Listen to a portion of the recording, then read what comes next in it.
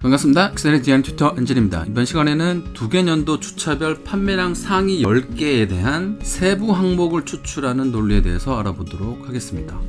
지금 자료도 MD 파트에서 근무하시는 분들이 굉장히 많이 사용하시는 자료 레이아웃이라고 봐주시면 됩니다. 특히 베스트나 워스트 상품에 대한 판매량 추이 또는 판매 금액이나 원가율 추이를 분석하기 위한 자료를 많이 만들고 계실 텐데요.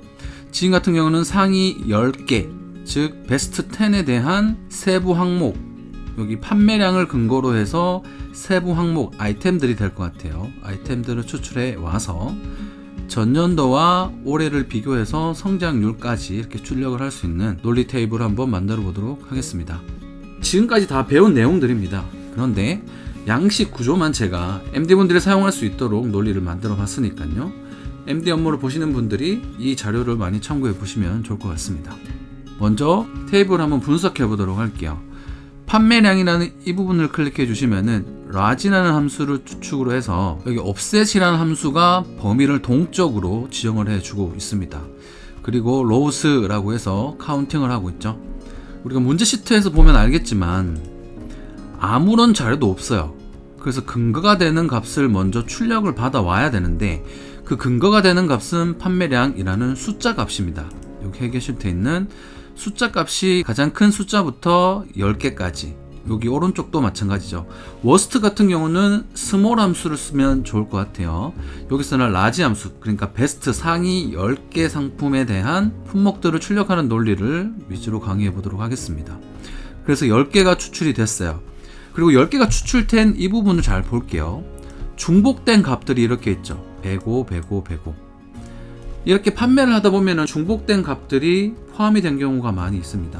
그런데 왼쪽에 보면 여기가 이제 기준값에 대한 역할을 할 건데 여기 세부 항목은 다 달라요. 그렇죠? 그래서 여기서 우리가 알 수 있는 거는 중복된 기준값에 대한 값을 추출하는 논리를 알아야겠다라는 걸 알 수가 있겠습니다. 그 부분을 적용시켜 볼 겁니다. 이전 영상을 꼭 참고하시고 지금 강의도 시청해 주시면 도움이 될 것 같죠. 그래서 지난 시간에 짠 논리 그대로 짜 볼 거고 조금만 바꿔줄 건데 동적 배열이 비교 대상이 된다라는 부분이 조금 바뀌는 부분입니다. 이전 강의에 없었던 내용이죠. 그래서 이런 식으로 2020 그리고 2021년도 여기에 있는 어떤 기준값을 넣으면 여긴 자동으로 업데이트가 되게 만들어 놓을 겁니다.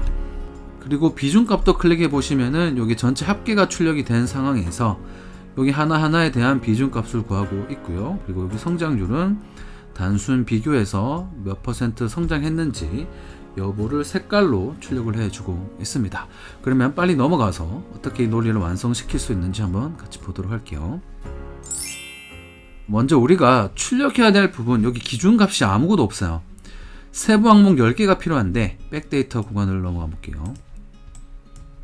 여러분들이 자주 보시던 백데이터 형식이죠. 여기 보면 연도, 주차, 그리고 판매량, 수량이 여기 나와 있고요. 대, 중, 소 분류로 나누어져 있습니다. 여기서 우리가 기준값으로 가져올 건 2열입니다. 근데 2열에 대한 이 항목 수가 100개가 넘어가고 있습니다. 근데 우리가 상위 10개에 대한 베스트 상품을 추출해 오고자 하죠. 그런데 이 친구가 추출을 받으려면 근거가 되는 기준이 있어야겠죠. 무조건 10개를 가져올 수는 없어요. 그래서 여기서는 기준을 정해야 되는데 판매량을 기준으로 백데이터 구간에서 세부 항목을, 그러니까 소분류에 대한 항목을 가져와 볼 겁니다. 그래서 판매량이 먼저 필요한 거예요. 는 하도록 할게요. 여기에서는 중복된 값을 포함을 해서 값을 출력을 하게 만든다. 스몰이나 라지 계열의 함수는 이렇게 중복된 값을 가져오죠. 그래서 이 중복된 값을 가져온다 라는 개념에서 중복된 값을 찾아오는 논리, 인덱스와 중첩을 할 때도 그때는 스몰 함수가 사용이 되죠. 그것도 나중에 한번 살펴보도록 할게요. 자, 일단은 라지라고 해주시고요. 그걸로 열도록 하겠습니다. 여기에서부터 이제 동적 범위가 필요합니다. ESC 버튼 누르고요. 참고로 상단에 보면 여기를 클릭하면 수식 입력줄에 아무것도 안 나타나죠. 여기를 클릭해야지만 지금 여기 H2와 연결이 되어 있는 셀을 확인해 볼 수가 있습니다. 여기도 마찬가지입니다. 여기를 클릭했더니 더블 클릭해 볼까요? 여기 있는 값에 더하기 1 해서 여기는 올해라면 내년이 될 거고요. 전년이었다면 올해가 되겠죠. 그런 논리를 만들어 놨습니다. 그래서 병합된 것처럼 보이지만 병합되지 않고 선택 항목의 가운데라는 기능을 여기 입혀 놨습니다. 범위 정의해 주시고요. 컨트롤 1번 맞춤해서 선택 영역의 가운데로 이렇게 기능으로 넣어놨다라는 거 기억을 잘 해주시고요.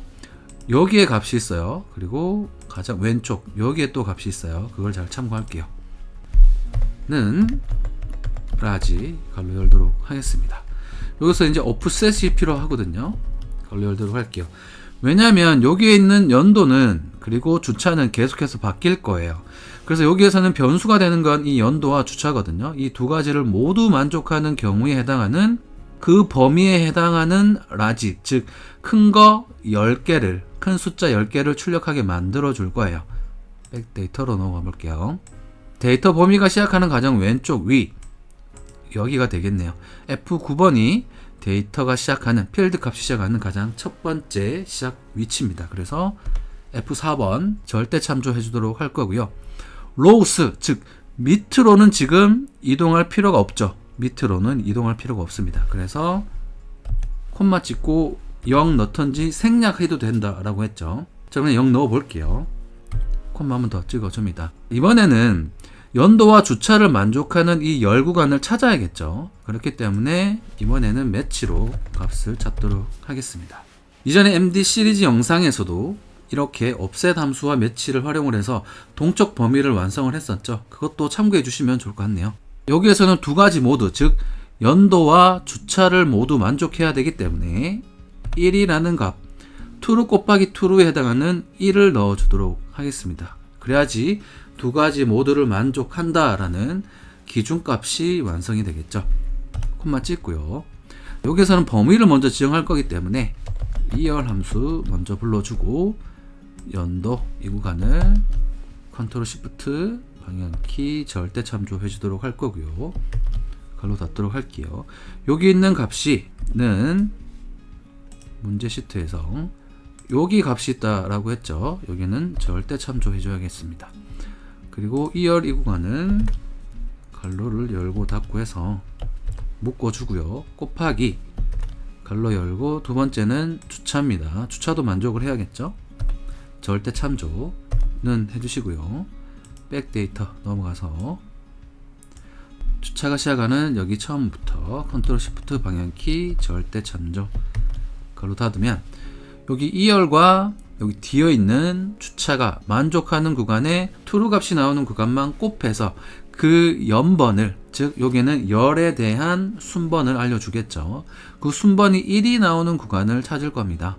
여기에서 이렇게 범위를 지정하고 F9번 눌러주시면 이런 식으로 쭉 0이 나오다가 지금 여기 1이 나오는 순번 있죠. 그러면은 아까 열을 우리가 지정을 했으니까 여기가 한 번, 두 번, 세 번, 네 번, 다섯, 여섯, 일곱, 여덟, 아홉 번, 10번째, 11번째 쭉 나오겠죠. 여기 1이 나오는 구간이 아까 연도와 주차가 모두 만족되는 순번이 될 겁니다. 그래서 이 순번을 가지고 정보를 매치에게 던져주게 되겠죠. 그런데 여기서 그냥 이렇게 넘어가면 오류가 발생한다 라고 말씀을 드렸죠. offset 함수 안에서 이 매치가 작동이 되고 있죠. columns라는 이 구간은 출발점을 포함하지 않아요. 그러니까 순번 1로 포함하지 않고 0으로 포함하기 때문에 마지막에 1을 빼줘야 된다라는 것도 offset 함수 관련 강의 꼭 참고하시고 그 논리도 여기 적용시켜 보도록 할게요. 콤마 찍고 일단 매치부터 마무리를 해야겠죠. 정확하게 일치하는 값 갈로 닫도록 하겠습니다. 그리고 빼기 1, 방금 말씀드렸던 그 순번을 찾고 빼기 1을 해줘야지 매치는 1, 2, 3, 4로 시작하지만 offset은 0, 1, 2, 3, 4 시작하죠. 이 갭이 마이너스 1만큼이니까 마이너스 1을 해줘서 빼기를 해줍니다. 그리고 콤마 해주시고요. 하이트 구간 범위가 필요하죠. 백데이터로 넘어가 보도록 할게요. 여기에서는 범위의 개수, 범위가 확장되는 그 개수만큼 지정을 해줘야 돼요. 그래서 여기 F열을 전체 범위 지정하도록 할게요. 여기서는 어떻게든 값이 들어오게 되어 있죠. ERP에서 값을 받아올 때 숫자 0을 포함해서 어떤 문자가 공백 없이 받아온다라는 가정도 반드시 해주셔야 돼요. 그렇지 않다면 이런 식으로 논리를 썼을 때 범위가 누락될 수도 있다라는 것도 여러분들 잘 기억해 주시고요. 최대한 많은 범위가 잡혀질 수 있도록 저는 어쨌든 전체를 이렇게 지정해 주도록 할게요. 이 앞에 count A 걸로 열고 걸로 닫고 해줘야겠죠. 그래서 count 영문이 맞는지 한번 확인할까요? COUN 네, count A 하고요. 범위도 절대 참조 한번 해주도록 하겠습니다. 이렇게 되면 이제 offset 함수의 동적 범위가 마무리됐죠. 이 연도와 주차가 만족하는 구간을 찾아서 그 밑으로 범위를 쭉 확장을 하고 있을 겁니다. offset 함수 마무리하도록 하겠습니다. 이제 라지 함수가 필요한 k 값 콤마 찍을게요. 여기 k 값은 순번이죠. 첫 번째로 가장 큰 것, 두 번째로 가장 큰 것, 세 번째로 가장 큰 것. 그래서 여기는 복사 붙여넣기를 감안을 한다면 밑으로 한 칸씩 범위가 이동할 때마다 순번도 하나씩 늘어나야겠죠. 그래서 밑으로 행으로 범위가 늘어나야 되기 때문에 로우스 함수 적어주고요. 갈로 열고 A 첫 번째 셀, 여기서 중요한 숫자 행 번호는 1이라는 번호죠. B열이라도 상관없고요. 뭐 F열이라도 상관없습니다. 어쨌든 A1부터 첫 번째 시작하는 범위는 절대 참조해 주셔야겠죠. 그리고 땡땡 콜론 해 주시고 다시 A1 갈로 닫으면 로우스 함수가 행의 개수를 출력해 주는 함수죠. 처음에는 범위가 지금 A1부터 A1이니까 한 개, 밑으로 복사해서 붙여넣으면 A1부터 A2가 되겠죠. 그렇게 되면은 참조하고 있는 행의 개수는 2개, 이런 식으로 해서 2, 셋, 넷 이렇게 늘어나게 될 겁니다. 갈로 닫고 엔터 치게 되면 105라는 숫자가 출력이 됐습니다. 검사를 한번 하고 시작할까요? 2018년도 3주차 정도 해볼까요? 3주차 2018년도 3주차에 대한 값이 우리가 출력하는 값과 동일한지 일단은 검사해 보도록 하겠습니다. 104, 102, 102, 100 이렇게 나왔네요. 3주차 여기 있습니다. 필터 걸어 주시고요. 내림 차순 정렬해 보도록 할까요?